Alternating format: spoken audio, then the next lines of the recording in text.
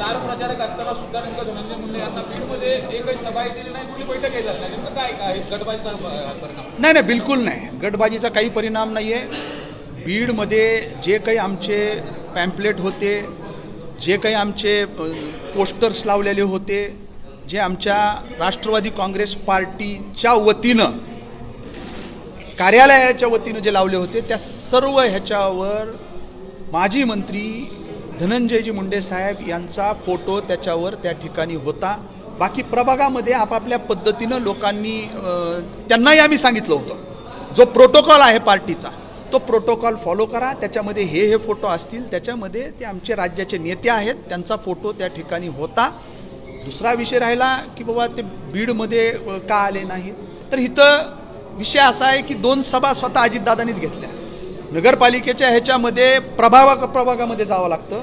धनंजय मुंडे साहेबाकडं 2 नगरपालिकेची जबाबदारी त्यांच्याकडं होती.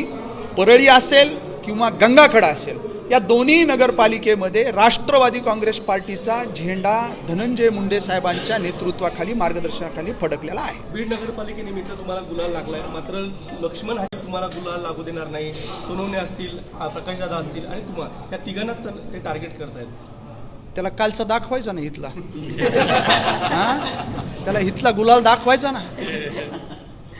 चिल्लर आहे ते, त्याच्या बाबतीत काय आता इथून पुढे मी बोलणार नाही. डॉक्टर सारिका क्षीरसागर यांनी वक्तव्य करतात, पुन्हा एकदा जे पार्सल आहे ते आम्ही बीडमध्ये येऊ देणार नाही आणि पार्सल परत पाठवू, असं पुन्हा एकदा काल विजयानंतर देखील.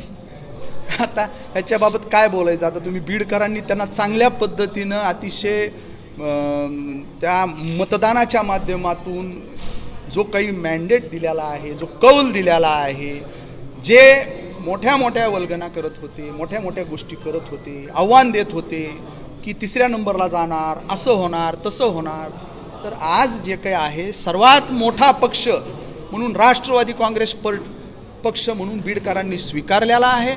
आता ते पार्सल कुणाचं कुठं पाठवायचं ते आता बीडकरांनी आपल्याला एक संदेश दिलाय, त्यांनी त्यांचं समजून घ्यावं. अजूनही तसंच बोलत असतील तर मग हे हास्यास्पद आहे असं मला वाटतं. क्षीरसागर फक्त बीड झालेलं नाही, आम्ही परत एक आहोत आणि ज्या पद्धतीने त्यांचं वक्तव्य होतं की बिराचे नगरसेवक आणि भाजपचे 14-15 नगरसेवक, नेमकं क्षीरसागर मुक्त झालंय का? आणि हे वक्तव्य करणं म्हणजे क्षीरसागर कुटुंब एक होतं का नगरपालिका? अहो, ते पहिल्यापासून एकच आहे. विचारधारा आपल्या सोयीनं त्या ठिकाणी बदलणारे हे लोक आहेत.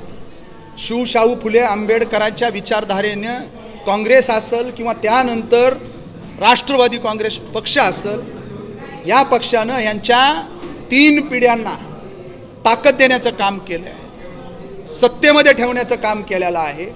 ती विचारधारा एका क्षणामध्ये त्या ठिकाणी बदलायचं आणि हिंदुत्ववादी विचारधारा म्हणून तिकडं हे करायचं. इथं शहरामध्ये समाजामध्ये तेढ निर्माण करण्याचा प्रयत्न, आटोकाट प्रयत्न या लोकांनी केला आणि हे लोक अशा पद्धतीनं आपलं एकदम अशी भूमिका बदलणारे लोक, यांना यापुढं बीडकर नाही तर बीड विधानसभा मतदारसंघ कधीच त्या ठिकाणी स्वीकारणार नाही. यांना हद्दपार केल्याशिवाय राहणार नाही. इथून पुढं फक्त आणि फक्त बीड विधानसभा मतदारसंघामध्ये घड्याळाचाच गजर झालेला दिसल, तो क्षीरसागर व्यतिरिक्त असणार आहे.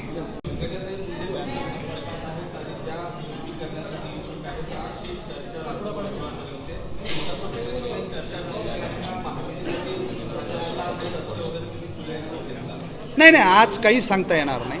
आता ह्या गोष्टी सगळ्याच आपण जर का जाहीर याच्याबाबत जर आपण वाच्यता केली तर ते चुकीचं होईल. कुछ बातें अंदर की बातें होती है की तशी आतच राहिली पाहिजे. योग्य वेळी आपल्याला दिसेल काय कशा पद्धतीनं आम्ही जे काय आहे बीड नगरपालिकेमध्ये, बाकी स्थायी समिती असू द्या, विषय समिती असू द्या किंवा उपाध्यक्ष असू द्या, हा राष्ट्रवादी काँग्रेस पार्टी आणि युतीचाच होणार आहे. विजयी सभा अजितदादांच्या उपस्थितीमध्ये कधी असणार आहे आणि नेमकी सभा कशा पद्धतीने असेल? अजितदादांचा शब्द तुम्ही पूर्ण केला, बीडकरांनी पूर्ण केला? नाही, आता ह्याच्यामध्ये दादांचा पूर्वनियोजित दौरा होतोय, त्याचा अजून तो आलेला नाही आहे.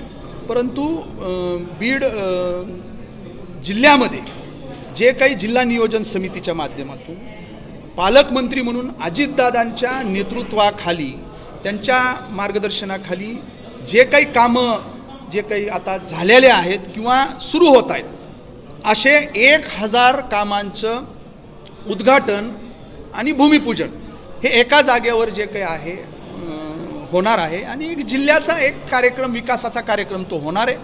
तो कार्यक्रम अजून आलेला नाही दादांचा कार्यक्रम आल्यानंतर हा सत्काराचा काही कार्यक्रम आपल्याला करता येईल का याचं आम्ही नियोजन करू आणि आपल्याला कळू. थँक्यू. आणि हा नेमका विजय कुणाला समर्पित आहे? नाही, बीडकरांनी अतिशय मोठा कौल राष्ट्रवादी काँग्रेस पार्टी, शिवसेना आणि शिवसंग्राम युतीचे जे काही नगराध्यक्ष पदाचे उमेदवार असतील किंवा प्रभागामधील नगरसेवक पदाचे उमेदवार असतील यांना अतिशय चांगल्या पद्धतीनं बीडकरांनी झुकतं माप दिलेलं आहे. हा जो काही विजय मी आमचे शहरामधील जे एक मोठं संघटन आहे, पक्षाचे कार्यकर्ते आहेत, पदाधिकारी आहेत आणि त्या पुढं जाऊन बीड शहरातील मतदार बंधू भगिनींना हा विजय जो काही आहे मी समर्पित करतो आहे. फॅक्टर नेमका परिणामकारक ठरला आणि तुम्हाला यश मिळालं? नाही, बीडमध्ये कुठलाच फॅक्टर परिणामकारक ठरलेला नाही. बीडमध्ये जो काही आहे अजितदादांचा चेहरा जो आश्वासक आहे, जो कामाचा माणूस म्हणून त्याची महाराष्ट्रामध्ये ख्याती आहे आणि तो चेहरा हाच फॅक्टर त्या ठिकाणी बीडमध्ये ठरलेला आहे. आपण जर पाहिलं तर तुम्ही मनोज जरांगे पाटील यांची भेट घेतली आणि विजयाच्या अगोदर आदल्या दिवशी निवडणुकीच्या आदल्या दिवशी जरांगे पाटील यांची तुम्ही भेट घेतली, त्याचा काही परिणाम या निवडणुकीमध्ये पाहायला मिळाला का? हो, आम्हाला सर्व समाज घटकांचं त्या ठिकाणी सहकार्य लाभलेलं आहे. संघर्ष योद्धा मनोज दादा जरांगे पाटलांनीही, ते काय राजकीय व्यक्तिमत्व नाही, ते समाजासाठी एक सामाजिक अशा एक विचारधारेने काम करणारे ते एक संघर्ष योद्धा म्हणून त्यांच्याकडे पाहिलं जातं. परंतु त्यांचं कळत न कळत जे काही आहे ते काय अशी थेट कुठं जाहीर वाच्यता करत नसतात, परंतु त्या विचारधारेचं कुठंतरी आम्हाला सहकार्य लाभलेलं आहे.